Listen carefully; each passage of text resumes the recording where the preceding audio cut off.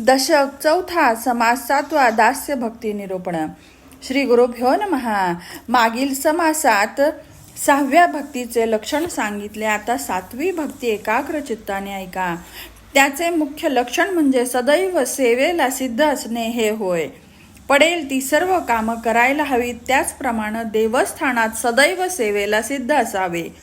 दास्य भक्तांनी काय काय करायला हवे तर देवाचे वैभव राखायला हवे, कोणतीही उणीव भासू देऊ नये, तर दिवसेंदिवस देवाचे भजन वाढत जाईल असे प्रयत्न करावेत. पडकी देवालय बांधावीत, वाहून गेलेल्या तलावांचे पुनरुज्जीवन करावे, पडव्या धर्मशाळा यांचे नूतनीकरण करावे. कित्येक इमारती जुन्या होऊन पडक्या झालेल्या आहेत, त्यांचा जीर्णोद्धार करावा.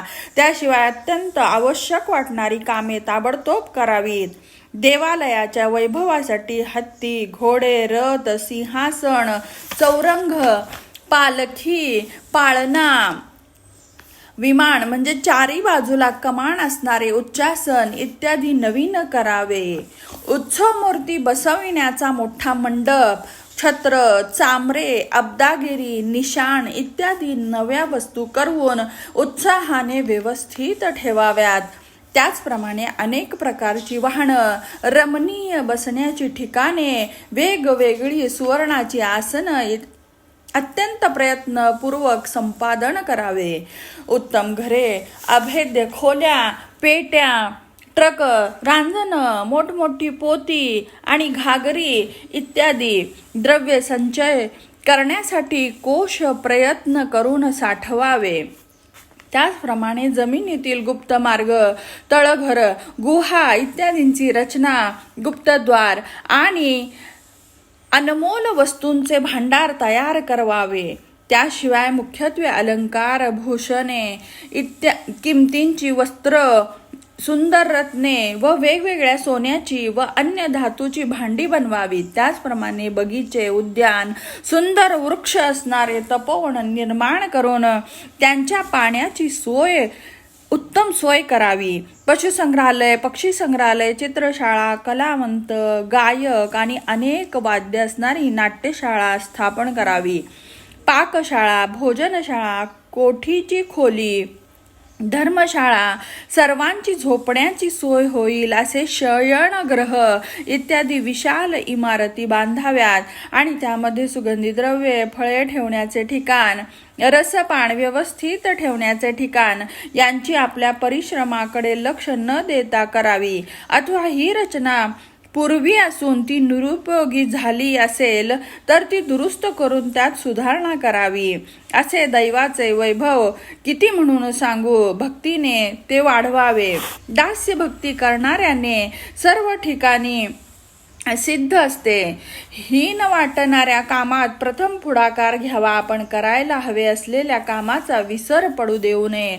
रामकृष्ण आदींचे जन्मदिन, पर्वकाळ इत्यादी महोत्सव इतक्या वैभवाने करावे की ती पाहून स्वर्गातील देवांनीही आश्चर्यचकित होऊन तोंडात बोट घालावी असे वैभव प्रकट करावे. त्याशिवाय लहान सहान कामही करीत राहावे. कोणत्याही प्रसंगाला सदैव सिद्ध असावे. साधू संत यांना ज्यावेळी जे पाहायचे ते ताबडतोब देऊन अत्यंत प्रेमाने त्यांची सर्व सेवा करावी.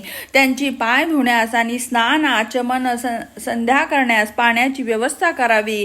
गंधाक्षता, वस्त्र, भूषणे, आसन, उदक, अनेक प्रकारची फळे, धूप, दीप, नैवेद्य इत्यादी पूजा साहित्य उपलब्ध करून द्यावी.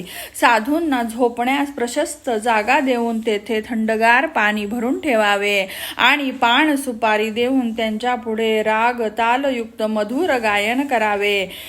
त्यांना योग्य वेळी घेण्यासाठी सुगंधी वस्तू, अत्तर आणि जाती विजातीची मधुर फळे त्यांच्या हाताला येतील अशी ठेवावीत. दास्य म्हणून सडा संवर्जन करावे, सारवण करावे, भांड्यात पाणी भरून ठेवावे, कपडे स्वच्छ धुवून आणावेत. अशा तऱ्हेने सर्वांची व्यवस्था करणे आणि आलेल्यांचा सत्कार करणे ही 7वी भक्ती आहे असे समजा. सर्वांशी लीनतेने आणि गुणवर्णपतर बोलल्याने त्यांचे अंतःकरण शांत होईल असे करावे. अशा तऱ्हेने आम्हाला जेवढे समजले तेवढी दास्य भक्ती सांगितली आहे. हे सर्व प्रत्यक्ष शक्य झाले नाही तरी अंतरंगात मानस पूजा करावी. जसे देवाचे दास्य तद्वत सद्गुरूंचे दास्यत्व प्रत्यक्ष किंवा मानस पूजेने करायला हवे. हीच सात्वी दास्य भक्ती होय. इति श्रीदासबोधे गुरु शिष्य संवादे चतुर्थ दशके दास्य भक्ती निरूपणम नाम सप्तमः समासः.